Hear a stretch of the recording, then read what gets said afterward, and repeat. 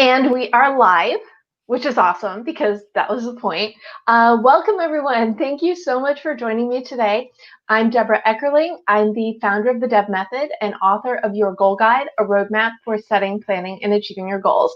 And I am so excited for today's Goal Chat Live, the last live of the year.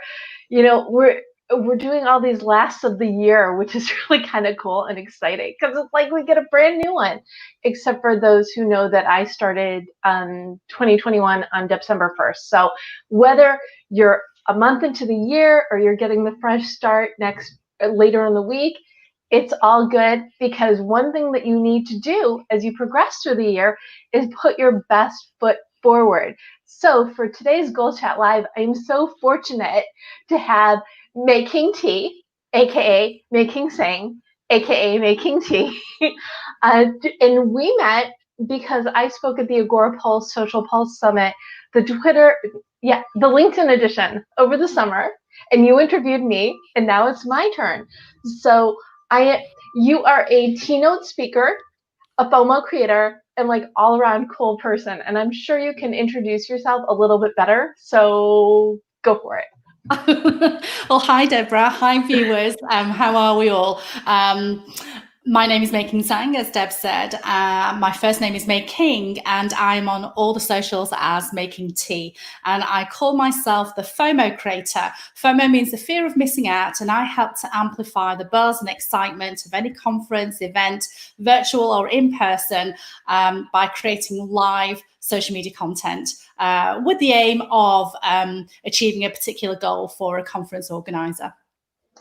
Wonderful. And one thing, and we were talking about this briefly before, and then I said, no, let's stop talking because I don't want to repeat myself, but it's authenticity. I think this year people have been either forced into it or called out for not being it. So what are your thoughts on this topic? Because when we were trying to come up with something great, I'm like, beginning of the year, perfect, go. Yeah, I mean, like you say, authentic is one of those buzzwords that came into being earlier this year, and it was very quickly, very apparent when the most inauthentic people were suddenly being called out. And I think it's a great term because we want to really, truly show ourselves and show up. Warts and all, the good stuff, the bad stuff. And 2020 was definitely the perfect year to showcase our shortcomings and our successes as well. So people who thrived were the ones who definitely showed up and were able to inspire others with people, with things that they were going through as well. Because as we know, it's been a challenging year for everyone. I find myself saying this frequently. I've never worn makeup so many days in a row in my life because I work from home. I do feel, and anybody who knows me knows this is me. And even admitting this publicly, this is me. When I'm not broadcasting, I wear my glasses, but I am on and ready to go just about every single day because you have to. You don't know when a meeting is going to come up or something is going to happen, or you're just inspired, and that's okay. Absolutely. And even when there are blips in our lives, because I'm sure, Deborah, being an entrepreneur yourself, you will have, those up journeys, those down journeys, the roller coaster ride. And when you're feeling a little bit low, it's okay to be, to feel low. And it's okay to tell the world that, things aren't always smelling of roses. And, those few times where I was showing up and saying, hey, I'm having a bit of a bad time at the moment, the amount of support that I've had, people coming to me and saying, wow, May King, I didn't realize you were going through that too. Or thank you so much for showing up and saying that I'm also going through a rough patch. And it just really helps to bring the entrepreneurial community together, really, when we can really support each other in those ups and down moments. Absolutely, because I'm the cheerleader. People say, okay, what word do you use to describe yourself? Motivator, cheerleader, yay, rah, you can do it. And I think coming out of this year, some people had I think terrible is an understatement for some people. other people had a good year. And if you had a good year, we're happy for you. If you had an okay year, keep on trucking. And if your year was terrible, you be you, and that's okay. And I saw somebody tweeted yesterday, everybody's making new plans. If you're not ready, that's okay too. And it all ties back to your authentic self. Without a doubt. I mean, I think that 2020 has been a fantastic year for encouraging us to slow down and recharge and rethink, pivot where necessary, but definitely reconnecting with ourselves, because I think that we were in danger of, fast forwarding to the future, not really taking stock of what we have around us, and where we can help and where we can show, and because we're too busy being being ourselves. So having this great pause the world over really helped us to reconnect with our families, with our clients, with our prospects. And as I say, it's been a great year for me personally to put a few things in place or to double down on certain things. But definitely there was a lot of reflection going on, the opportunity for us to support others as well, which has been fantastic. So and as Michelle says, hi Michelle, we were forced to pivot. And I think that, for some of us, in our business, we know what we're supposed to do, but we haven't prioritized. So for example, I've been threatening to have a website written for 2-3 years, haven't done that. I've got an email capturing tool, but I haven't done anything with the emails that I've captured. So it gave me an opportunity to pause and reflect and actually do something where I can really sort of truly connect with the people who are watching my stuff. Well, I love this. You've been threatening to, which is it's true. We're busy. We can only do so many things, and when you're forced to change, and one of the reasons I wrote my book was to help people embrace change, whether it's by choice or circumstance. And it came out 2 months before the pandemic, when everybody was forced to rethink. So the ridiculous timing of my book is something I feel incredibly blessed about. But my year, I started the year doing a book tour, and then I was forced into doing a lot of online stuff, which is something for years I had been talking about doing. And then when it's the only thing, I got kicked in the pool, which was great. Yeah, and it's a good, and it just shows the power of who we are, what we're capable of doing when we are, forced in a particular situation as well. So, like you say, for some people, it's been a great year. For some people, we've had to pivot. Some people have had to, take stock. But for all of us, it's definitely been a great opportunity for us to, sort of rethink some of the bits and pieces and really double down on in our in our business. And as similar to yourself, Deb, I've been threatening to do more online and haven't got around to doing it. So this year was a great opportunity for us to do that. And I'm grateful that we had that opportunity. Okay, so I want to back up a little bit, because I really want to know how you became a keynote speaker and expert at being yourself, because this is in a way how I was thinking through the topic is you are, for lack of a better word, you. Yes. You're great at it. You have an identifiable brand, and you love what you do. So how did you get there? So I actually went into business quite by accident, and after I had a tea business, so I'm on all the socials as May King Tea. So my first name is May King, making tea, and so I use my my name as my brand to educate people about tea. And when I used social media really well, it gave me some incredible opportunities to collaborate with people. people. But as a sideline, in a way of marketing my business, I love live tweeting. And so when people were starting to see what I was doing for my own business, people were asking me, well, can you do this for us as well? And I said, yeah, absolutely. So when I was live tweeting and looking for those opportunities to live tweet, when I went to a couple of guys who I absolutely admire, Andrew and Pete, I said to them, would you like a live tweeter for your conference? And they said, we like tweeting, but can you do other stuff as well, Instagram and Facebook? And I said, yeah, sure. You know what it is. You know what it's like as an entrepreneur. You say yes and worry about the details later. So fortunately, I did a really good job. They absolutely loved it. And in fact, it was Andrew and Pete who came up with the name FOMO Creator, because I was able to create that buzz and excitement to get people excited about a conference, about their event. I managed to help them to sell tickets for their next conference. And that's really where the ball rolled, really. So from live tweeter to FOMO creator for my own business, and then started to do it for conferences and workshops, launches, and that kind of stuff for my clients. And that's where we first met.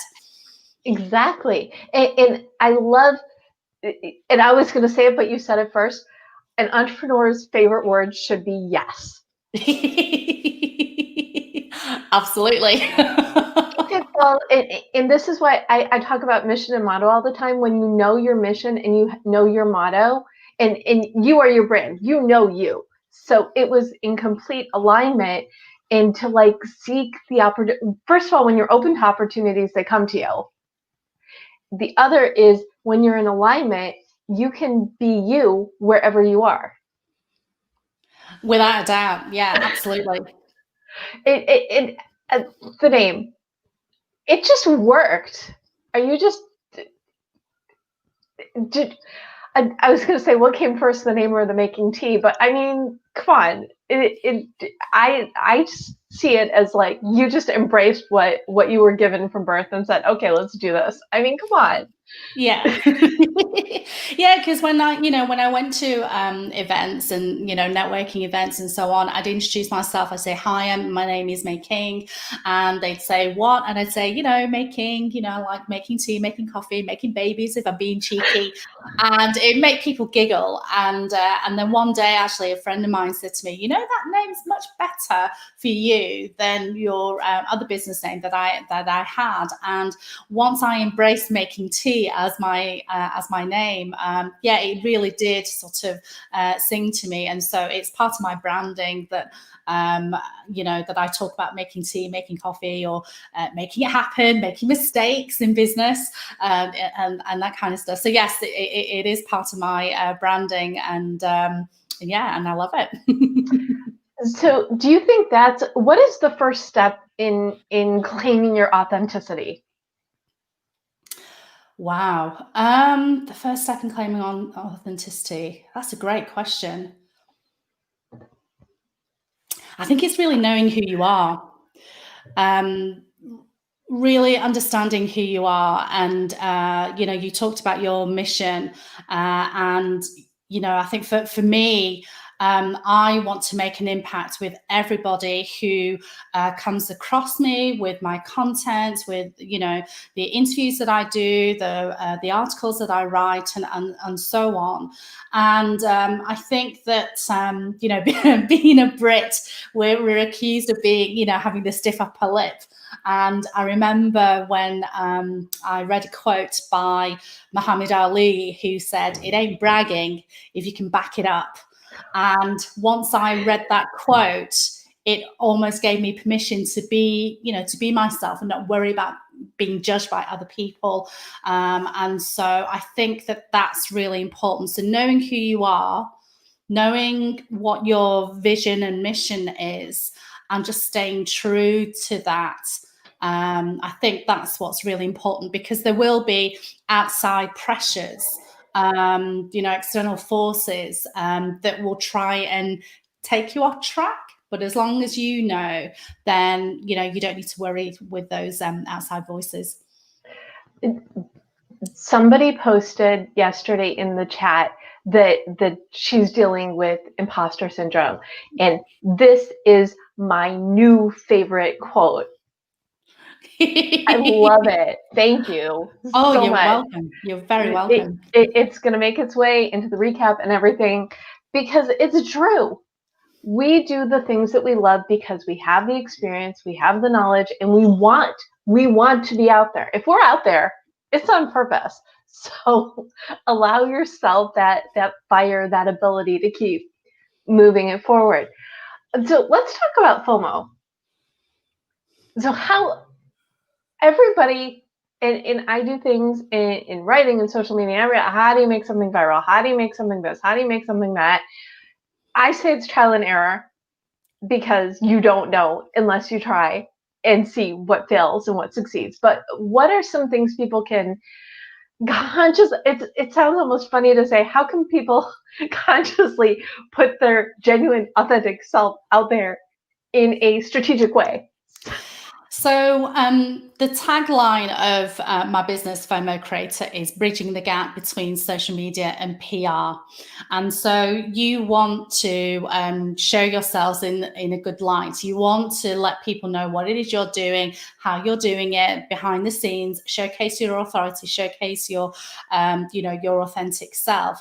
And by keep showing up, by keep posting what it is you do on a regular basis, you are basically creating content for the lurkers. And that's who my audience is. Okay, it's not my fans, it's not my followers, but it's for the lurkers, the people who haven't interacted with me, who haven't retweeted, who haven't shared any of my stuff, haven't liked my stuff, but they're there and they're watching. So that is how you create FOMO, because the more that you put out there of yourself, you're not bragging if you've got the stats to prove it, as Muhammad Ali says. If you keep showing up and letting people know that in my case, I created FOMO for my clients, helped them to sell 425 tickets in a week for their next conference. For another one of my clients, again, through creating live social media content, I helped them to sell 55% of their tickets for their next event. And these are facts. These are things that I've been able to do. I tweet on average 1,200 tweets a day at a conference. So these are things that I can showcase. And so when you think about your business and what you can do for others and how you have serviced others, not just the testimonials that you get from the end of your projects, but showcase what you've done before and during the project as well. This is how you create FOMO, because when you're creating content for the lurkers and showcasing what it is you are doing, you are effectively showcasing your authority. And when the time is right for those lurkers, then they will come to you and say, wondering whether you can help me on this particular project. And that's how you create FOMO, just consistently showcasing what it is you do in the best possible light, and walking people through what it is you've done as well. That's how you create FOMO. Excellent. Do you have a good example of it? And I love these stats because you're amazing. This is why you're here and why we're talking about it.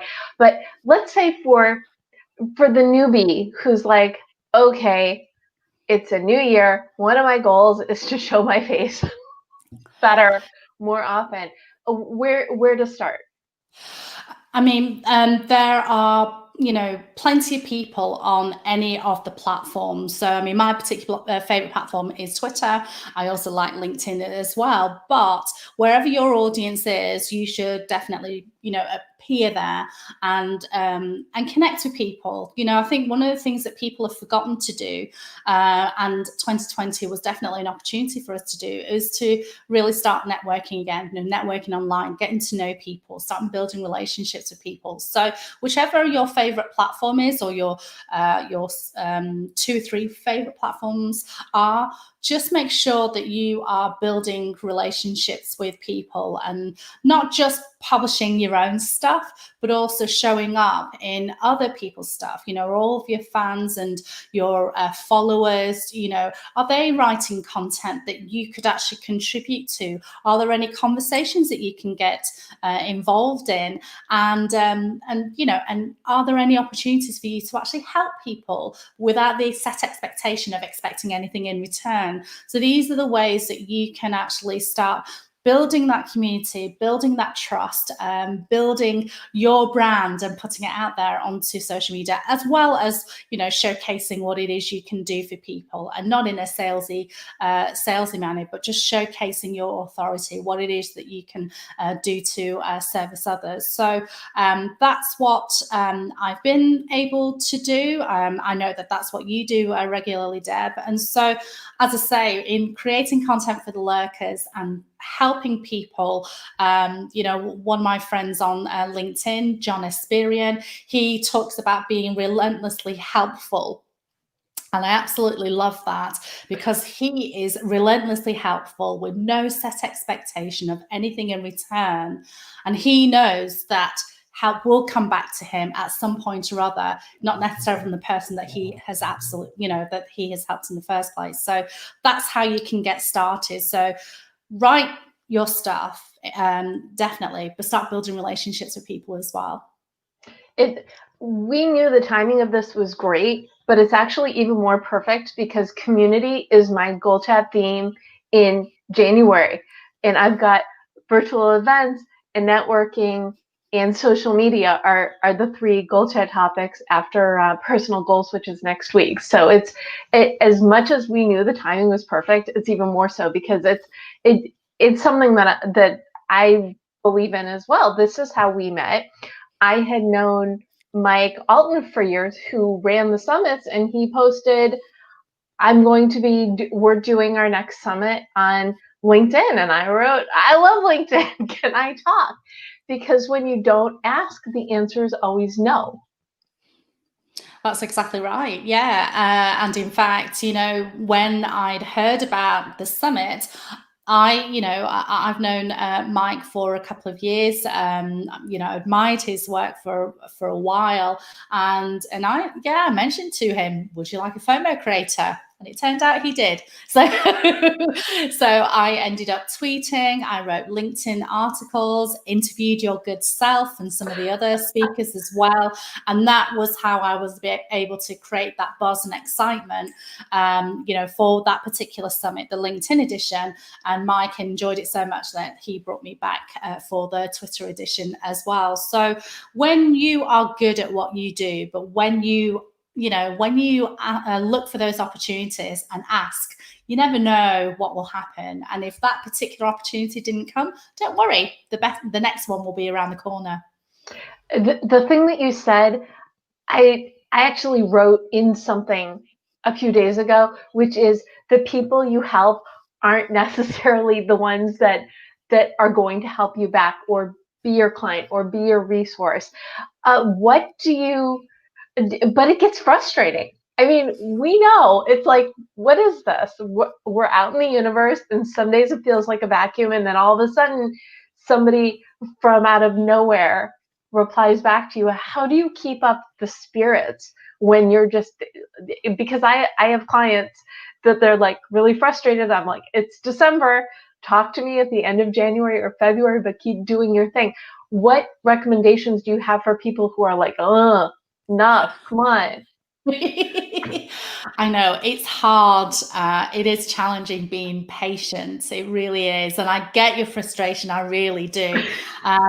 We're all on different timelines though. You know, as I say, you know, sometimes I can get a client within half a day of doing my work. Sometimes I don't get a client for, 18 months. You know, someone has been watching my stuff for 18 months before they approach me. I think the thing that's really important is that you just consistently show up. And when I say consistently, that's it could be whatever is best for yourself. It could be every day, it could be 3 times a week, it could be once a week. You know, you never know, whatever, because we also need to look after ourselves. We also need to look after our families as well as our business as well. So I think that there's a couple of things that you can definitely do.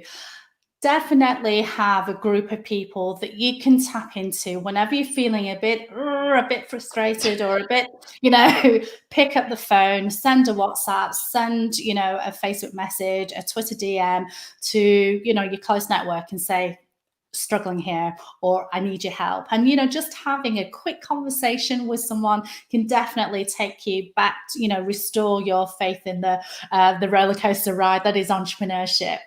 So definitely do that.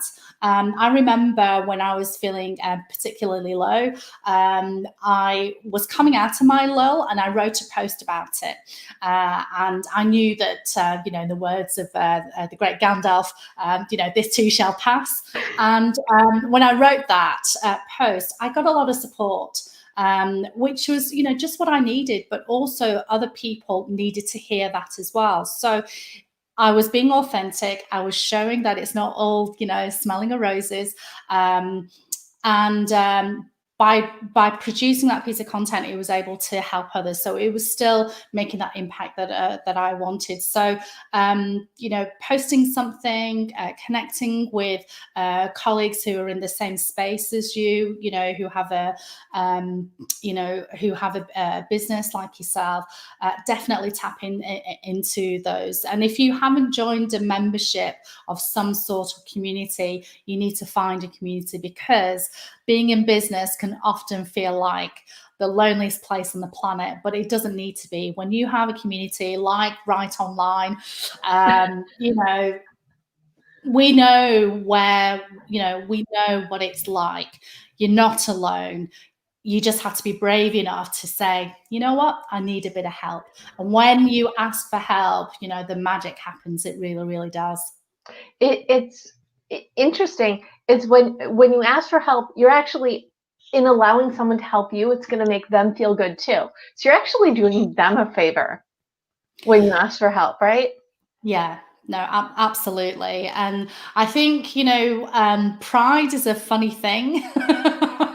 It's something that we have to combat. But when you step into your vulnerability, when you're really, you know, really shouting out and saying, you know, I need a bit of help, it's so powerful. Because when you ask that question, and you give the opportunity for someone to help you, like you say, it makes them feel good, but it also helps them as well. It helps them in more ways than you know, just by just by asking for help. Saying thank you as well is also really important.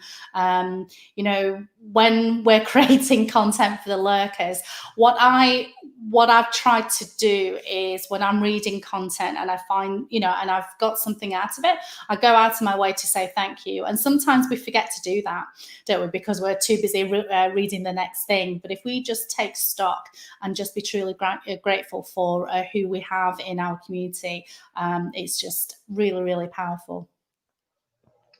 I completely agree. and I put, if you're not in my Facebook group, I did put the link in the comments.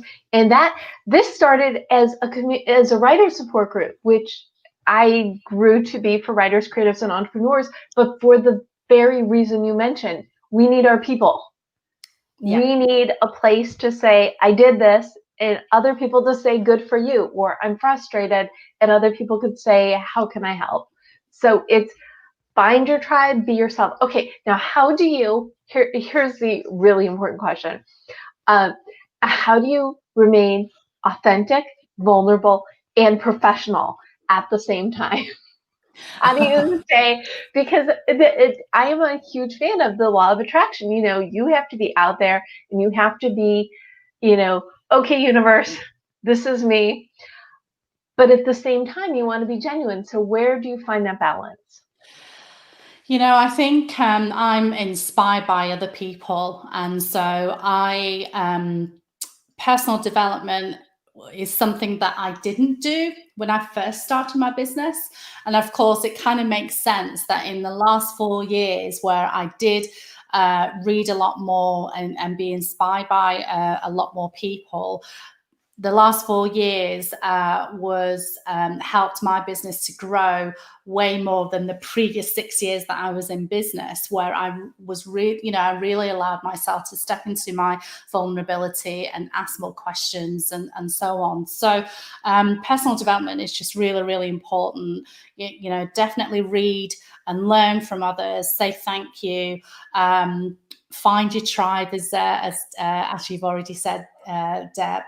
And I think that when you see what others are doing, you can be inspired by them, but find your way of communicating that, as well. So, some of the people that I know, absolutely lost the whole of the business because their business was mainly speaking, around the world. And so with 2020, they lost all their speaking gigs, right. And they had to take stock. They had to take stock and think. And as I saw them, what they were doing on social media, I thought they were just truly, truly inspired.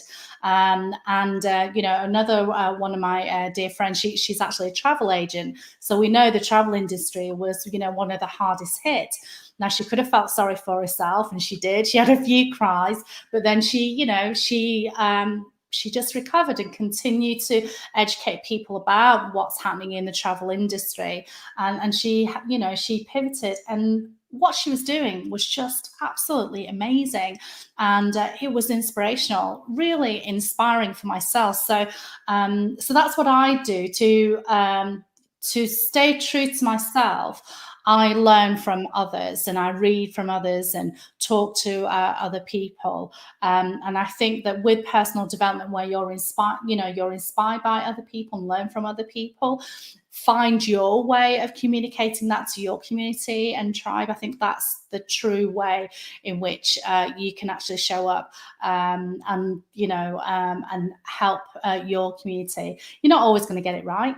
I don't always get it right. We don't, that's, we're humans, we're flawed, and that's why we're so wonderful. But yeah, just learning from others and growing from others, I think is really, really important, because we don't know everything. We really don't. So we need to, stay true to ourselves by learning from others and be inspired by them. I think that's what I say. Okay. What did I not ask you? Because this is just like, okay, what else is that? It's just, and I'm all about goal setting simplified. It's as simple as figuring out who you are, being true to yourself, and showing that to the world, and being all of the human. Yeah, absolutely. I think, what didn't you ask me? Gosh, that's such a difficult question. I don't know, Deb. What didn't you ask me? Okay. I do have one. What do you know now that you wish you knew at the beginning of the year? What do I know now that I wish I knew at the beginning of the year?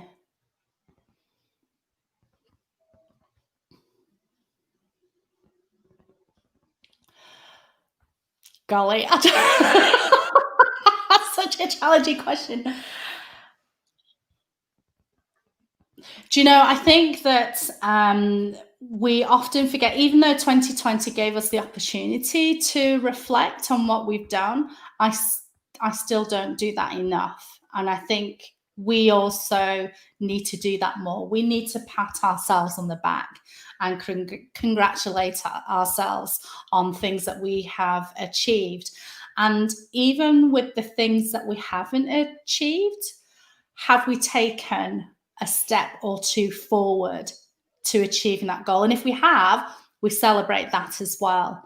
So one of the talks that I heard in October, I think it was, the lady had asked about, what have we achieved? And for the people that she asked, a lot of them were talking about financial gains. But actually, we've done a lot more than that. We've actually, created a course, or we've pivoted successfully. We managed to gain, a few podcast interviews, and these are the things that have actually helped us to take those steps forward. So not everything needs to be in the, necessarily the result of what's in our bank balance. I think that's something that I definitely need to do more of, and I think that we all need to do more of, to reflect on our successes. And our successes are not necessarily numbers, they are, have we taken steps forward, and we need to congratulate ourselves more on that. That's something that I'm getting better at, but I need to do more of. So now I know that I need to every now and then just send you a message saying, you're awesome, you did this. Is that what I learned from this? Is my goal is to tell you, because I did this exercise in October where I posted a win a day, because by October everybody's like, is this year over yet? And I wanted to be able to say, it's not, we're getting through it. So I'm 100% with you on everything. We need to be ourselves, take incremental steps, and celebrate as we go along. Yeah. Celebrate all wins. All wins. Sometimes, if I manage to put Lippy on, that's that's a win for some days. For some days it's picking up the phone. Some days it's actually, writing. Consistently writing on a regular basis. Acknowledging where we have fallen over, but celebrating that we've got back up well. Again. Yeah. Okay, so before we wrap, we need to give people a bonus goal. So what should it be? And I think the extra bonus goal is to celebrate your wins, but what is something someone can do when they're done watching this to work on their authentic self? We talked about reflection, and that's something that I also need to do for myself as well. So 2020 was definitely quite a different year compared to to previous years. But reflect on what we've done in 2020 and compare that with previous years, just to showcase what we can do, what we've achieved in this year, which has been amazing. And just imagine what we can do in 2021. I think that's something that we really need to do, to reflect on what we've achieved in 2020. We can build on top of that in 2021. I think that's definitely something we should all do. And it's something that I'm going to be doing as well. Wonderful. I love it. This has been great. I think this is a wonderful live to cap off the year and get excited about next. I thank you so much for joining. And I'm gonna do a little bit of reminder business, and then you can come up with a final thought while I'm chatting. So thank you so much, everybody, for watching. Again, I'm Debra Eckerling, founder of the DEB Method and author of Your Goal Guide, a roadmap for setting, planning, and achieving your goals. I host Goal Chat on Twitter every Sunday night at 7 p.m. Pacific, and Goal Chat Live Mondays at 4 p.m., where we dive deeper into the topic, or we go into a different fun one with an expert, so we can give you goals to help you move forward. You can read the recaps on my blog. debmethod.com/blog. And if you'd like to learn more about my book, if you go to yourgoalguidebook.com, it will take you right to the Amazon page, because we are all about setting you up for success, because you can do it. Take the time, reflect, and make a plan and move forward, right? Okay, so May King, please tell everybody where they can find you and give a final thought, and then I'll close us out. So you can find me on all the socials, on YouTube, Twitter, Facebook, LinkedIn, as May King T. That's MAYKINGTA. My website's femocreator.com. And to create FOMO for you and your business, all you need to do is showcase what you do and show up on social media consistently and authentically, and create content for the lurkers. That's what I'm encouraging you to do. And your lurkers will be, changed into prospects at the right convenient time for them. So if you've got any more questions on how to create FOMO for your own business, feel free to contact me on all the socials and I will do my best to oblige. Wonderful. Well, thank you so much for joining me today in showing up and sharing how people need to show up. This has been absolutely wonderful. If you're watching live, thank you. If you're watching the replay, wonderful. Connect with May King, connect with me. I'm at the DEB Method everywhere. And as we close out the year, reflect on your wins. If you need some extra encouragement, reach out to either one of us and we're going to cheer you on because you deserve it. But just remember, as you look back and move forward, you can do it. Thanks, everybody. Happy New Year.